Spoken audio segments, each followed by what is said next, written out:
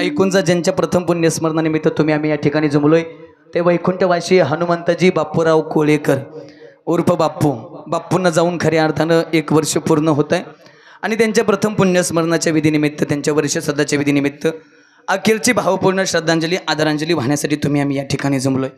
आतापर्यंत भगवंताच्या नामचिंतनाच्या माध्यमातून मी त्यांना श्रद्धांजली वाहिलीच आहे। शेवटी आपण सगळेजण पुष्पवृष्टीच्या माध्यमातून त्यांना श्रद्धांजली वाहणार आहोत। त्यांच्या पाठीमागे असणारा त्यांचा गोड परिवार, त्यांचे सुपुत्र सतीशजी कोळेकर असतील, कन्या सारिकाताई हुलगे असतील, पत्नी पुष्पाताई कोळेकर असतील, सुनबाई माधुरीताई कोळेकर असतील, नातू वरददादा असतील, बंधू बाळासो बाबूराव कोळेकर, धनसिंगजी बापूराव कोळेकर आणि दत्तात्रय बापूराव कोळेकर, भगिनी पुष्पाताई गंगाराम धायगुडे आणि तुळसाबाई लकडे। खऱ्या अर्थानं अतिशय गोड परिवार सोडून बापूंना जाऊन आज 1 वर्ष पूर्ण होते। मी आधी सांगितलं ज्याची आई गेली त्याला आईची किंमत माहिती, ज्याचा बाप गेला त्याला बापाची किंमत माहिती। आई वडील आहेत तोपर्यंत आई वडिलाची किंमत काही कळत नाही ना, एकदा आई वडील सोडून गेली ना पुन्हा किती डोळ्यात आसू गड्या, पुन्हा आई वडील काही मिळत नाही, ते ऐकून जा। आतापर्यंत आम्ही खूप कीर्तन ऐकलीत, आतापर्यंत आईचं कौतुक आम्ही खूप पद्धतीनं ऐकलं गड्या। आई या जगात प्रेम करते यात दुमतच नाही, पण ऐकून जा।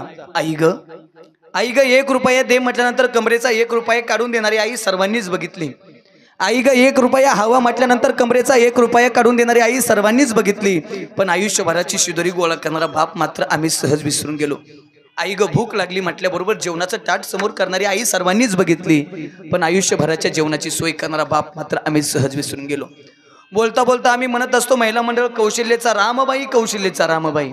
कारण ज्यावेळेस प्रभू रामचंद्र वनवासाला जातात त्यावेळेस कौशल्य माता डहाई मोकळून रडते आणि रामासमोर उभा राहते, रामा वनवासाला जाऊ नको रे, पोटचं लेकरू रे, आजपर्यंत तुला माझ्यापासून दूर केलं नाही। रामा 14 वर्ष, रामा जायचंय तू, जाऊ नको रे रामा, नको ना जाऊ रामा। पण ऐका बरं का, आई रडत होती, आई सांगत होती रामा तू जर गेला ना तर मी जिवंत राहणार नाही, पण आई जिवंत राहिली बरं का। पण दशरथ नावाचा बाप थांबा थोड्या वेळ मी सांगतो वाट्याला।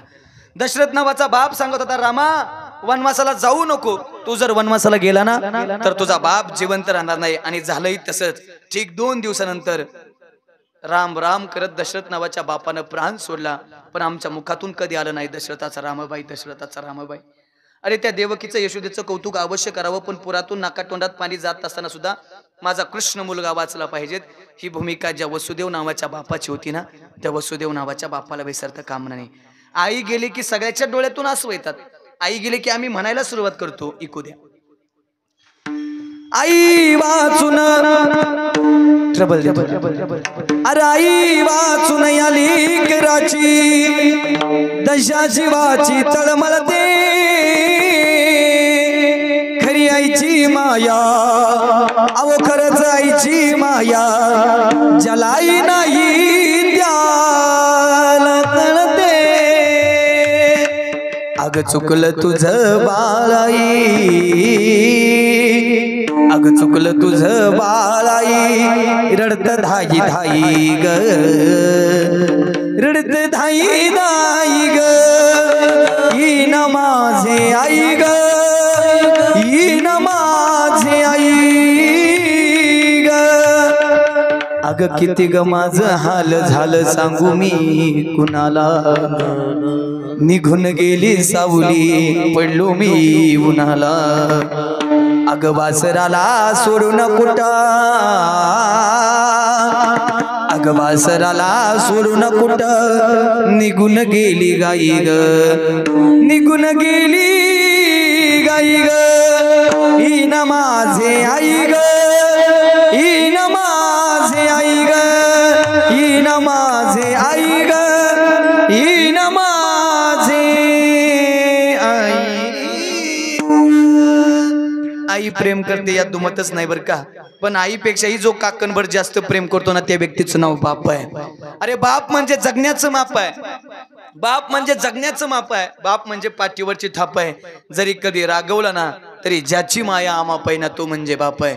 अरे यशाच्या शिखरावरती उंच शिखरावरती घेऊन जाणारी शिडी म्हणजे बाप आहे, समुद्राच्या ऐल तीरावरून समुद्राच्या पैल तीरावरती घेऊन जाणारी होडी नौका म्हणजे बाप आहे। बाप म्हणजे निश्चित काय, ऐकून जा थाप द्या। उरामदी माया त्याच्या काळ्या मेघावानी, उरामदी माया त्याच्या काळ्या मेघावाणी दाखविना कधी कुणा डोळ्यातल पाणी जिजो जिजो संसाराचा गाडा हाकला ओटामध्ये हसू जरी कनावा कला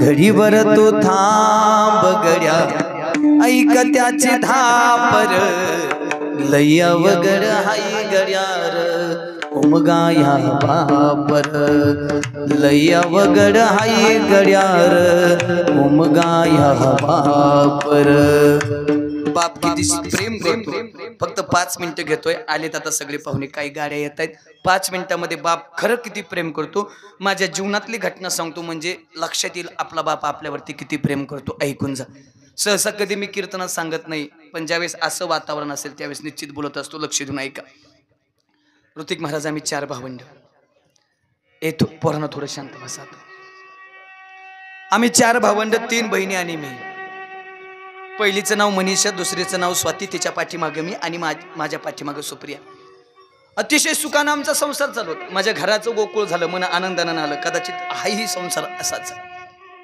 पण आज जवळजवळ 7 वर्ष झाली एक 10 दिवस त्या घटनेला 7 वर्ष आणि 10 दिवस पूर्ण होत आहेत त्या 7 वर्षापूर्वी माझी थोरली बहीण आमच्या गावात गणपती बाप्पाचा यात्रा उत्सव खूप मोठा असतो गणपती बाप्पा ज्या दिवशी बसतात त्या दिवशी त्या यात्रेला माझी थोरली बहीण आली ना अचानक रात्री तिच्या छातीत दुखायला लागलं आम्ही आमच्या जवळ बारडगाव नावाचं गाव आहे त्या गावात नेलं 5 दिवस ऍडमिट केलं काही फरक पडत नव्हता परत दौंडला काळे डॉक्टरांचं हॉस्पिटल आहे त्या ठिकाणी आणलं तरी काही फरक पडत नव्हता 21 दिवस निघून गेले छातीत होणारं पाणी काही बंद पडत नव्हतं थांबत नव्हतं त्यांनी केम हॉस्पिटलची चिठ्ठी दिली आणि आम्ही पुढं पुण्यात केम हॉस्पिटलला तिला ऍडमिट केलं दीनानाथ मंगेशकरचा रिपोर्ट येईपर्यंत आम्ही वाट पाहिली 7व्या दिवसानंतर तिथला रिपोर्ट आला आणि डॉक्टरांनी मला जवळ घेतलं महाराज जवळचे मित्र आहेत म्हणून तुम्हाला बोलतोय डॉक्टर काय झालं काय नाही ताईला घरी घेऊन जाता का डॉक्टर आता बरं आहे का थांबतंय का पाणी आता जातो घेऊन जर बरे असेल तर तसं नाही महाराज तसं नाही ऐका ना काय झालं काय नाही महाराज कॅन्सर दाखवतंय आणि तो लास्ट स्टेजला आहे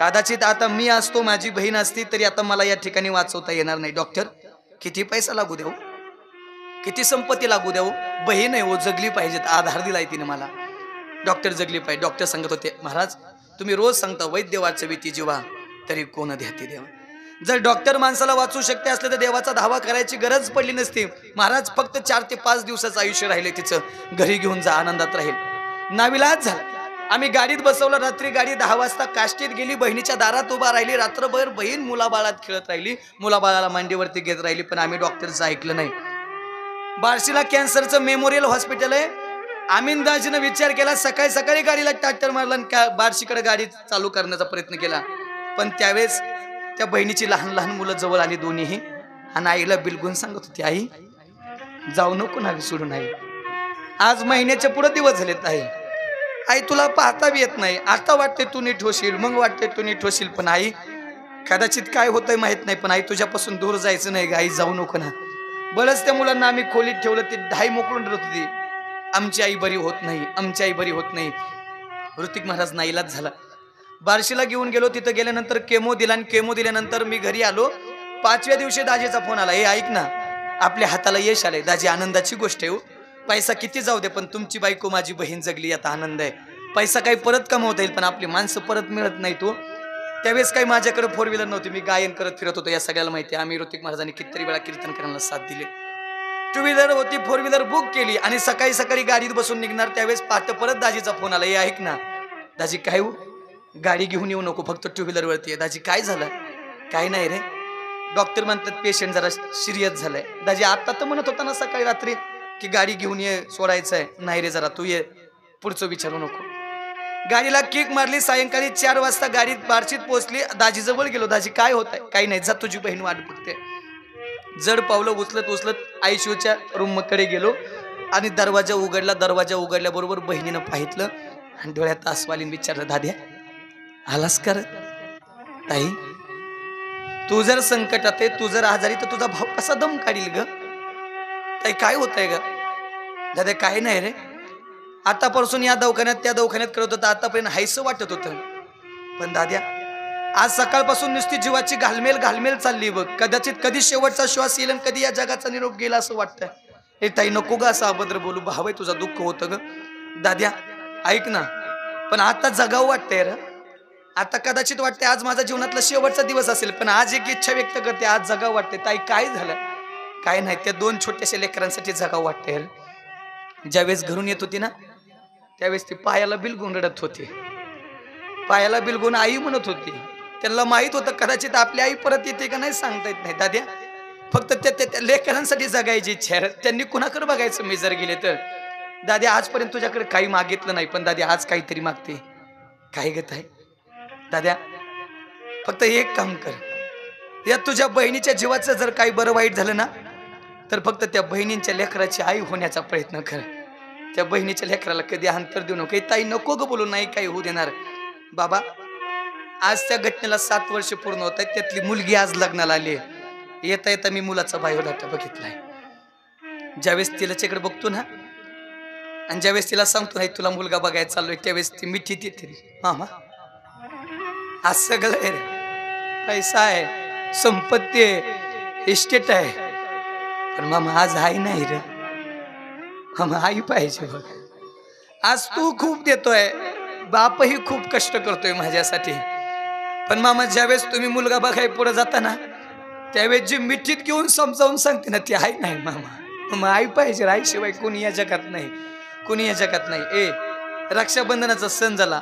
तुषार महाराज, ज्याला बहीण नाही ना त्याला बहिणीची किंमत माहिती आहे. ज्या वेळेस त्या दोन्ही बहिणी रक्षाबंधनाच्या सणाला येतात, दिवाळीच्या सणाला येतात ना त्यावेळेस एकीकडे आनंद असतो, पण एकीकडे त्या बहिणीच्या फोटोकडे जाऊन त्या फोटो जवळ जाऊन दाही मुकळून राहावं लागतं. हे ताई सगळं आहे ग, पण आज तू नाही, तू नाही. ऋतिक महाराज, आज जो मी महाराष्ट्रात एवढा मोठा झालोय ना, एवढं मोठं माझं नाव आहे ना, ते फक्त गेलेल्या बहिणीमुळे आहे. बाबा 1 रुपयापासून तिने मला पैसा पुरवलाय, काही नव्हतं माझ्याकडे. आज जो मोठा आहे ना तो तिच्या बहिणीच्या जीवावरती मोठा आहे. एकमेकाच्या गळ्यात पडून आम्ही रडत होतो दाही मुकलून. डॉक्टरांनी बाजूला केलं, नका ओरडू. सकाळपासून डोळं त्या रस्त्याकडे येऊन बघती कोणीतरी येणार आहे, कदाचित तुम्ही ते असावात. दरवाजातून फक्त बाहेर पाय ठेवला आणि तेवढ्या डॉक्टरने हाक मारली, महाराज 2 मिनिटं देता का?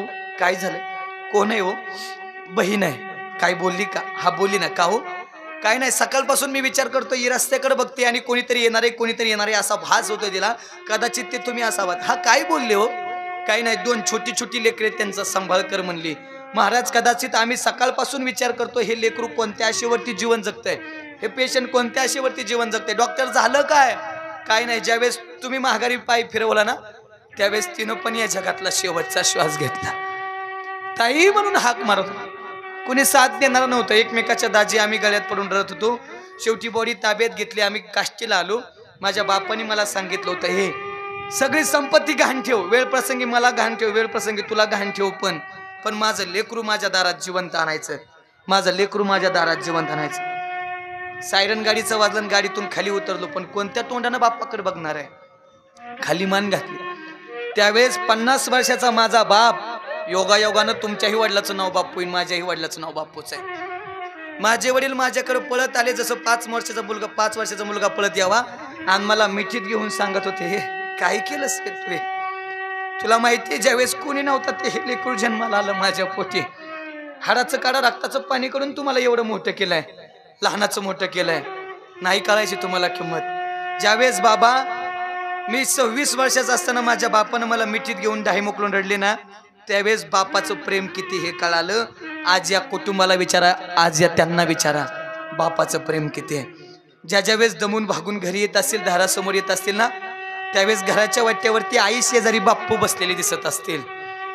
पण आज 1 वर्ष झालं, ज्या वेळेस बाहेर जातील, यायला उशीर होईल ना, त्यावेळेस बाप्पूचा फोन येत असेल, ए लेकरा, ए दाद्या, अरे उशीर झालाय, लवकर घरी ये ना, तू आल्याशिवाय जीव लागत नाही. आज 1 वर्ष झालं त्या बाप्पूचा फोन येत नसेल, न मेसेज येत नसेल, ना आवाज नसेल.